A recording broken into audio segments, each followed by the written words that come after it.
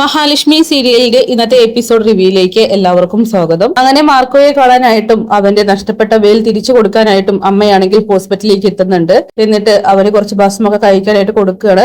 അതിനുശേഷം എത്രയും പെട്ടെന്ന് ശരിയാവും, നീ പഴയ അവസ്ഥയിലേക്ക് തന്നെ തിരിച്ചെത്തും എന്ന് പറഞ്ഞുകൊണ്ട് അവിടെ നിന്ന് പോകുന്ന വഴി തന്നെ കണ്ണനെയൊക്കെ തന്നെ അദൃശ്യ രൂപത്തിൽ ആശ്വസിപ്പിച്ചിട്ടൊക്കെയാണ് പോകുന്നത്. എന്തായാലും ഡോക്ടർ ആണെങ്കിൽ മാർക്കോയെ ചെക്ക് ചെയ്യുന്നുണ്ട്. ഈ സമയത്ത് അയാളെ പോലും ഞെട്ടിച്ചുകൊണ്ടാണ് ആ ഒരു അത്ഭുതം. മാർക്കോയുടെ മുറിവൊക്കെ തന്നെ പെട്ടെന്ന് കരിഞ്ഞിരിക്കുന്നു. മാസങ്ങളെടുത്ത് കരിയേണ്ട മുറിവ് പെട്ടെന്ന് കരിയതിൽ ഡോക്ടർ ആണെങ്കിൽ അത്ഭുതപ്പെടുന്നു. ഇതൊരു മെഡിക്കൽ മിറാക്കിൾ തന്നെയാണെന്നും ബ്ലീഡിംഗ് ഒക്കെ തന്നെ നിന്നിരിക്കുന്നുവെന്നും ഒരുപാട് ദിവസം എടുത്ത് റിക്കവർ ആവേണ്ട മാർക്കോ ഇത്ര പെട്ടെന്ന് റിക്കവർ ആയതിന് പിന്നിൽ എന്താ രഹസ്യം എന്നൊക്കെ തന്നെ അയാളാണെങ്കിൽ ആകെ കൺഫ്യൂസ്ഡ് ആവുകയാണ്. പിന്നീട് അയാളുടെ സന്തോഷ വാർത്ത കണ്ണനെയും ലോപ്പസിനെയും ഒക്കെ തന്നെ അറിയിക്കുന്നു. അവർക്കാണെങ്കിൽ അത് വിശ്വസിക്കാനായിട്ടും കഴിയുന്നില്ല. എന്തായാലും ഒത്തിരി സന്തോഷമാവുകയാണ്. അവിടേക്ക് മേഘനാഥനെ കൊണ്ടുവരുന്നുണ്ട്. കണ്ണനാണെങ്കിൽ ആ കാഴ്ച കണ്ട് ആകെ ഞെട്ടുകയാണ്. മാത്രമല്ല അവന് റിക്കവർ ആയിട്ട് വന്നിട്ടുണ്ടെങ്കിൽ ഉറപ്പായിട്ടും തന്റെ കള്ളത്തരങ്ങൾ പിടിക്കപ്പെടുമോ എന്നുള്ള ഒരു പേടി കൂടിയും കണ്ണനുണ്ട്. പിന്നീട് മഹിയെയും ലേഖയെയും മഞ്ജുവിനെയും ഒക്കെ തന്നെ കണ്ണൻ കാര്യങ്ങൾ വിളിച്ചു പറയുകയാണ്. നമ്മളുടെ പ്രാർത്ഥന പോലെ തന്നെ മാർക്കോ ജീവിതത്തിലേക്ക് തിരിച്ചു വരികയും അതുപോലെ തന്നെ യാതൊരു പ്രശ്നമില്ലെന്നൊക്കെ പറയുമ്പോ മഹിക്കാണെങ്കിൽ ഒത്തിരി സന്തോഷമാവുകയാണ്. പിന്നീട് ലോപ്പസുമായിട്ട് കണ്ണൻ സംസാരിച്ചുകൊണ്ടിരിക്കുകയാണ്. അയ്യപ്പ ക്ഷേത്രത്തിലേക്ക് പോയപ്പോൾ ആയിരിക്കാം, എല്ലാവരുടെ പ്രാർത്ഥന കൊണ്ടായിരിക്കാം ഈ മാർക്കോ രക്ഷപ്പെട്ടു വന്നത്. അവൻ ദൈവത്തിന്റെ പുത്രനായിട്ടാണ് ഞാൻ കണക്കാക്കുന്നത്. അല്ലെങ്കിലും മാർക്കോ അങ്ങനെയൊന്നും അവസാനിക്കേണ്ടവനല്ല. സാറേ, അപ്പം മേഘനാഥന്റെ കാര്യമോ എന്ന് ലോപ്പസ് ചോദിക്കുമ്പോൾ അവൻ എങ്ങനെ പോയാലും എനിക്കൊരു കുഴപ്പമില്ല, എന്റെ മനസ്സിൽ അപ്പോഴത്തെ ചിന്ത മാർക്കോയുടെ ജീവൻ രക്ഷിക്കുക എന്ന് മാത്രമായിരുന്നു. അതുകൊണ്ട് മാത്രമാണ് ഞാൻ അങ്ങനെ ഒരു പ്രവൃത്തി കാണിച്ചത്. ഈ സമയം അവിടേക്കാണെങ്കിൽ നമ്മുടെ മാർക്കോ വരുന്നുണ്ട്. വീൽ ചെയറിലാണ് അവൻ വരുന്നത്. ആരോഗ്യത്തോടെ വരുന്ന മാർക്കോയെ കണ്ട് കണ്ണനാണെങ്കിൽ സന്തോഷത്തോട് കൂടിയിട്ട് അവന്റെ അടുത്തേക്ക് പോകുന്നുണ്ട്. സാറ് കാരണം കൊണ്ടാണല്ലേ ഞാൻ രക്ഷപ്പെട്ടെന്ന് ചോദിക്കുമ്പോൾ ഒരിക്കലല്ല മാർക്കോ, നീ കാരണം കൊണ്ടാണ് ഞാൻ രക്ഷപ്പെട്ടത്. നീ ആ സമയത്ത് അവിടെ എത്തിയില്ലായിരുന്നെങ്കിൽ ഈ ഒരു അവസ്ഥ ചിലപ്പോൾ എനിക്കായിരിക്കും സംഭവിക്കുക.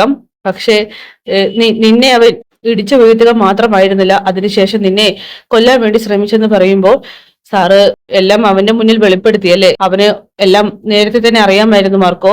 ഒരു നാടകത്തോട് കൂടിയിട്ട് എന്റെ കള്ളത്തരം പൊളിക്കാനായിരുന്നു അവന്റെ പ്ലാനിങ്. അതിനു വേണ്ടിയിട്ടായിരുന്നു ശൂന്യമായിട്ടുള്ള ഒരു പ്രദേശത്തേക്ക് എന്നെ കൊണ്ടുപോയത്. പക്ഷെ അവന്റെ പ്ലാനിങ് എല്ലാം പൊളിച്ചതിന്റെ ദേഷ്യമാണ് നിന്നോട് അവൻ തീർത്തത്. പിന്നെ നിന്റെ ജീവൻ മാത്രമായിരുന്നു ഞാൻ മുന്നിൽ കണ്ടത്. അതുകൊണ്ട് എന്നെ കുറിച്ചൊന്നും ഞാൻ ചിന്തിച്ചില്ല. ഒരു കല്ലെടുത്ത് അവൻ തലക്കിട്ട് ഏറ് കൊടുത്തു. മാത്രമല്ല അവനിപ്പോ ഇവിടെ അഡ്മിറ്റ് ആണ്. അവന്റെ അവസ്ഥ എന്താണെന്ന് അറിയില്ല. ഒരുപക്ഷെ ബോധം തെളിയുകയാണെങ്കിൽ ഞാൻ നടന്നു തുടങ്ങി എന്നുള്ള കാര്യവും നമ്മുടെ ഇതെല്ലാം തന്നെ ഒരു നാടകമാണെന്നും ശത്രുക്കൾ എല്ലാവരും അറിയും. പിന്നീട് അറിയാമല്ലോ എന്താ സംഭവിക്കാൻ പോകുന്നതെന്നും. അതിനെക്കുറിച്ചൊന്നും എനിക്ക് യാതൊരു പേടിയുമില്ല.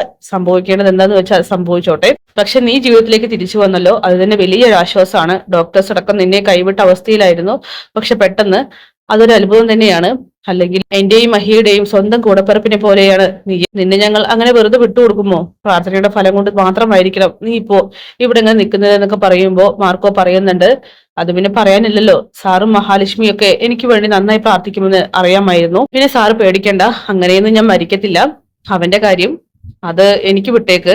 ഉറപ്പായിട്ടും സാറിന്റെയും മഹാലക്ഷ്മിയുടെയും കള്ളത്തരങ്ങളൊന്നും പൊളിയാൻ പോകുന്നില്ല. ആ കാര്യത്തിൽ ഞാൻ ഉറപ്പ് തരുന്നു എന്ന് പറയുമ്പോൾ അതെങ്ങനെയെന്നിങ്ങനെ മാർക്കോയോട് കണ്ണൻ ചോദിക്കുന്നുണ്ട്. അതൊക്കെയുണ്ട് സാർ. അപ്പോഴും കണ്ണന് മാർക്കോയെ നോക്കിയിട്ട് വലിയൊരു അത്ഭുതമാണ് തോന്നുന്നത്. കാരണം അവൻ ഓരോന്നും പ്രവചിക്കുമ്പോഴും അല്ലെങ്കിൽ ഓരോന്നും മുന്നിൽ കണ്ടു വരുമ്പോഴൊക്കെ തന്നെ കണ്ണൻ അതിശയത്തോടു കൂടിയിട്ട് നോക്കി കണ്ടിട്ടുണ്ട്. കണ്ണൻ മാത്രമല്ല മഹാലക്ഷ്മിയും. മാർക്കോയുടെ ചരിത്രം എന്താണെന്ന് പോലും അറിയാനായിട്ട് അവർക്ക് ഒരുപാട് ആഗ്രഹമുണ്ട് താനും. പിന്നീട് മഞ്ജു മഹാലക്ഷ്മിയോടും നമ്മുടെ ലേഖയോടും പറയുന്നുണ്ട്, എനിക്ക് ഹോസ്പിറ്റൽ വരെ ഒന്ന് പോകണം, അവനെ എനിക്കൊന്ന് കാണണമെന്ന്. എങ്കിൽ പിന്നെ മാർക്കോയും കണ്ടിട്ട് വരാലോ എന്ന് പറഞ്ഞുകൊണ്ട് അവളാണെങ്കിൽ അവിടെ നിന്നും ഇറങ്ങുകയാണ്. പിന്നീട് സീമന്തിനെ ആവട്ടെ തന്റെ മോന്റെ അവസ്ഥയെ അറിഞ്ഞുകൊണ്ട് ആ ഹോസ്പിറ്റലിലേക്ക് ഓടിയെത്തുന്നുണ്ട്. കണ്ണൻ കാവൽ നിൽക്കുന്നത് അവര് കാണുമ്പോ വിചാരിക്കുന്നത് മറ്റൊന്നുമല്ല, നമ്മുടെ മാർക്കോയ്ക്ക് വേണ്ടിയിട്ടാണ് കണ്ണൻ അവിടെ നിൽക്കുന്നതെങ്കിലും മേഘനാഥിന് വേണ്ടിയിട്ടാണെന്നൊക്കെ കരുതി മോനെ എന്താണ് നമ്മുടെ മേഘന് പറ്റിയെന്നൊക്കെ ചോദിക്കുന്നുണ്ട്. അത് പിന്നെ ഒരു ആക്സിഡന്റ് ആണ്, പേടിക്കാനൊന്നുമില്ല, ഡോക്ടർ ഇപ്പോൾ ചെക്കപ്പ് ഒക്കെ നടത്തിക്കൊണ്ടിരിക്കുകയാണെന്ന് പറയുന്നു. എന്നാലും എന്റെ മോന് ഈ അവസ്ഥ വന്നല്ലോ എന്ന് പറഞ്ഞുകൊണ്ട് അവരാണെങ്കിൽ അകത്ത് നോക്കുമ്പോൾ കാണുന്നത് വെന്റിലേറ്ററിൽ അതീവ ഗുരുതരാവസ്ഥയിൽ കഴിയുന്ന മേഘനാഥിനെ തന്നെയാണ്. ഈ സമയം ഡോക്ടർ പുറത്തേക്ക് വന്നിട്ട് പറയുന്നുണ്ട്, ബ്രെയിൻ ഡെത്ത് ആണ് സംഭവിച്ചിരിക്കുന്നത്, ജീവിതത്തിലേക്ക് തിരിച്ചു വരുമെന്ന് യാതൊരു പ്രതീക്ഷയുമില്ല, ഒരുപക്ഷെ മരിക്കും, എന്തു വേണമെന്ന് നമുക്ക് നോക്കാം. ഇത് കേൾക്കുമ്പോൾ തന്നെ സീമന്തിരി ആണെങ്കിൽ ആകെ തകർന്നു പോകുന്നു.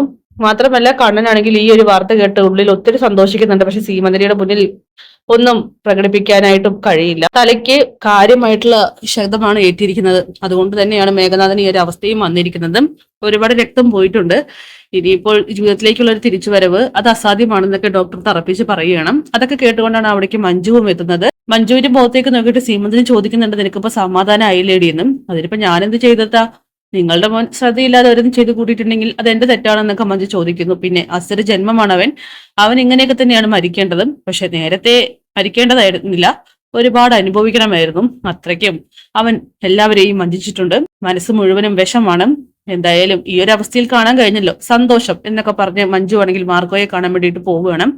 ഈ സമയം സീമന്തിനിക്കാണെങ്കിൽ അടി കിട്ടിയതുപോലെ ആവുകയാണ്. കാരണം ഒരു കാലത്ത് മേഘനാഥനെ ഒത്തിരി സ്നേഹിച്ച ഒരു പെണ്ണാണ് മഞ്ജു. അവൾ പോലും ഇങ്ങനെ തള്ളിക്കളഞ്ഞു പോകുന്നത് കൊണ്ടിട്ട് അവർക്ക് സഹിക്കാനായിട്ട് കഴിയുന്നില്ല. പിന്നീട് കണ്ണനാണെങ്കിൽ സീമന്തിനിയോട് പറയുന്നുണ്ട്, മേഘനാഥന് വേണ്ടി നമുക്ക് എല്ലാം ചെയ്യാം മാമി, സങ്കടപ്പെടാതിരിക്കുന്നൊക്കെ. എന്നാലും മോനെ എന്നൊക്കെ പറഞ്ഞ് സീമന്തിരി ആണെങ്കിൽ പൊട്ടിക്കരയുന്നു. കണ്ണനാണെങ്കിൽ ഗംഭീര ആക്ടിങ് തന്നെ പ്രകടിപ്പിക്കുന്നുണ്ട്. അങ്ങനെ മാർക്കോയെ കാണാനായിട്ട് മഞ്ജു എത്തുകയാണ്. ലോപ്പസും അവിടെയുണ്ട്. മാർക്കോയോട് മഞ്ജു പറയുന്നു, അവൻ തീരണമെന്നായിരുന്നു ഞങ്ങളുടെയൊക്കെ ആഗ്രഹം, അതുപോലെ തന്നെ സംഭവിച്ചു മാർക്കോ ചേട്ടാ. ചേട്ടന് വേണ്ടിയിട്ട് ഒരുപാട് പ്രാർത്ഥിച്ചു, ഒരിക്കലും സഹിക്കാൻ കഴിയാത്ത ഒരു കാര്യമായിരുന്നു എന്നൊക്കെ പറയുമ്പോൾ എനിക്കറിയാം എല്ലാവരും എന്നോടൊപ്പം ഉണ്ടെന്നൊക്കെ മാർക്കോ പറയുന്നു. എന്തായാലും അവൻ എന്തായാലും ജീവിതത്തിലേക്ക് തിരിച്ചു വരരുതെന്നൊക്കെ പറഞ്ഞു മഞ്ജു ആണെങ്കിൽ ഒരു ഭ്രാന്തിയെ പോലെ പെറുപെറുത്തോട്ട് നിൽക്കുകയാണ്. അപ്പൊ അതൊക്കെ കാണിച്ചുകൊണ്ടാണ് എപ്പിസോഡ് അവസാനിക്കുന്നത്. കാത്തിരിക്കാം കിടിലൻ എപ്പിസോഡ്സിനായിട്ട്.